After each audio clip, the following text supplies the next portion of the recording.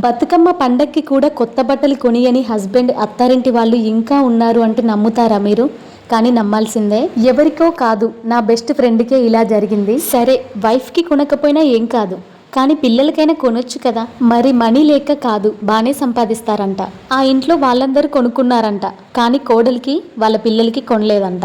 అసలు బతుకమ్మ పండగంటేనే ఆడవాళ్ళకి స్పెషల్. ఆ రోజు ఎలా రెడీ అవ్వాలి, ఏ డ్రెస్ వేసుకోవాలి అని 1 month ముందు నుండే ప్రిపరేషన్స్ లో ఉంటారు. మరి హస్బెండ్ ని వెళ్ళి అడుగుదామా అంటే హస్బెండ్ మాత్రం తల్లి చాటు కొడుకు అన్నమాట. వీళ్ళ లైఫ్ లో జరిగేది ప్రతిదీ వాళ్ళ తల్లికి చెప్పాలి, తల్లి యాక్సెప్ట్ చేయాలి, తర్వాత వీళ్ళు అది చేయాలి వీళ్ళ లైఫ్ లో. ఈ పండగ బట్టల విషయంలో కూడా అలానే జరిగినట్టుంది.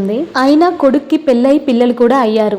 ఇంకా అత్తమామ పెత్తనం ఏంటి వాళ్ళ విషయంలో నాకు అర్థం కాదు. అంటారుగా ఆడవాళ్ళే హస్బెండ్స్ ని ఎక్కువ టార్చర్ చేస్తారు అని. కానీ ఇప్పటికీ కొన్ని ఫ్యామిలీస్ లో అర్థం చేసుకోలేని హస్బెండ్స్ ఉన్నారు, టార్చర్ చేసే అత్తమామలు ఉన్నారు. లేరంటారా?